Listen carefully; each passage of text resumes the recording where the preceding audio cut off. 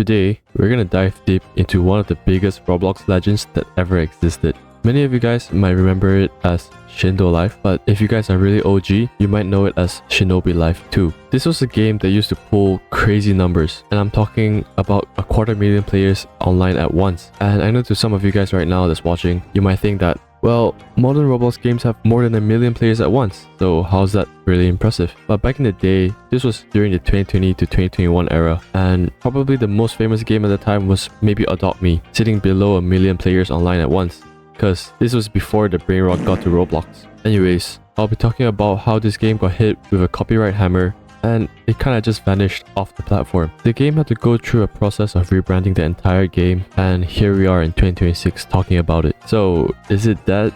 Or is it still worth hopping on? Well, let's watch this video and find out together. I'm gonna break down the whole story of the rise, the drama, the fall, and where it's at right now. If you're an old player or just curious, make sure you stick around, and at the end I'll have an announcement to make.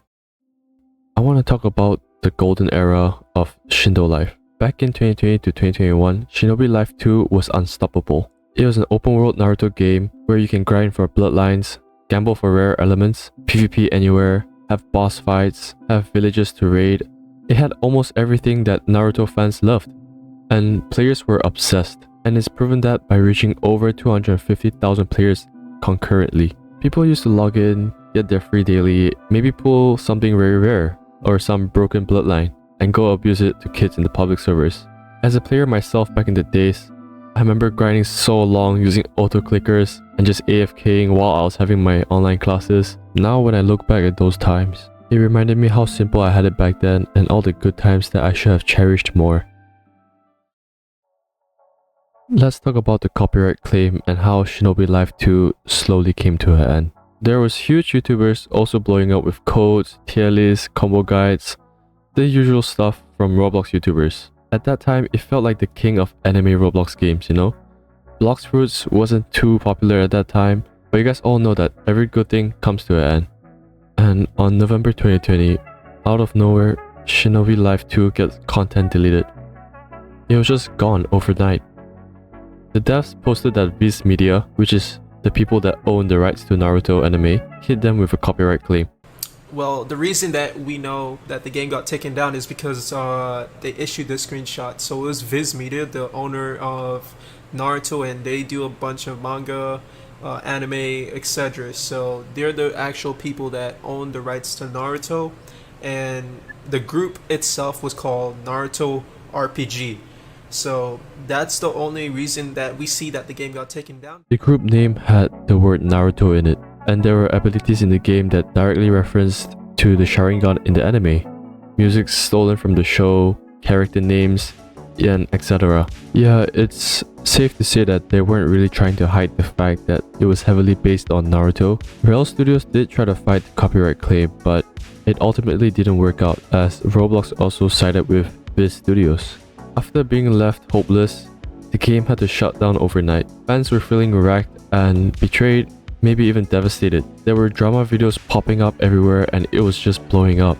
And it was safe to say it's just a mess. But fortunately, the devs didn't quit. They came back with a rebrand, and it was called Shindolife. They changed the names so there's no more direct Naruto stuff, reskinned the abilities, added new icons, and basically the whole deal was the fact that everything is different, but also the same. I guess you can say that Shindolife was the first anime game to be hit with copyright claim besides Pokemon Break Bronze, if you guys remember that game. And nowadays, most anime games are smart enough to avoid this by changing a little bit of the contents. So yeah, maybe this copyright drama led to a whole new generation of anime games that can learn from their mistake. After they relaunched in early 2021, a lot of the community came right back. We knew that it wasn't perfect, and even some OG fans hated the change. They said it felt like a watered down version. However, most of them was just glad that the game was playable again. And I have to say, I give a huge respect to the developers behind this game for actually rebuilding it instead of just abandoning it and calling it quits. Because it takes a lot of patience and strength to just see your whole entire game get copyright claimed and needing to rebuild it. So let's talk about the current state of the game. Fast forward to present day, if we take a look at Shindolife, it's still getting some updates here and there, but it's nothing major. And even though the player count is not as much as it used to be in its prime, it sits around 1,500 to 3,000 concurrent players. And the last big update was back in late 2025, which is not too long ago. So it's following the path of most famous Roblox games that peaked during the olden days and is still somewhat surviving. Just giving out small updates like codes coming once in a while, having events once in a while. It's good to see that a game like this is not abandoned yet. I've tried to play this game again recently just to see what's up, and even though I'm really rusty, I immediately got arcade and killed instantly. And the moment I got killed, it gave me a sneak peek of the time when I was so angry playing this game, about to smash my computer into pieces. Now that I think about it, maybe quitting this game was a good thing for me and my mental health. Even though this game brought out the anger in me, it also brought out the good memories I had with my friends. I'd say this game is usually more for the people who want nostalgia or prefer old school anime games on Roblox besides Jujutsu Shenanigans. That's a hard word to pronounce, by the way. So yeah, Shindolife went from a god tier anime game to somewhat of a comfy, nostalgic reminder for OG players. Having all the copyright drama and all the claims towards the REL developers definitely set the game back a few years. Even though the rebrand kept it alive longer, it definitely did kill a bit of the original hype. And if you're feeling nostalgic, or if you watch this video and just got reminded about this amazing game, hop on, get some of those codes, maybe spin the wheel, gamble a little bit. It might feel different, but at least you have some memories restored. Anyways, before I end this video, I want to talk about my new Discord server that I keep mentioning in all of my videos, but I'm having a giveaway and having other events in the future, so if you don't want to miss out on that, please remember to join. The link is in the description and the comments. And yeah, what do you think?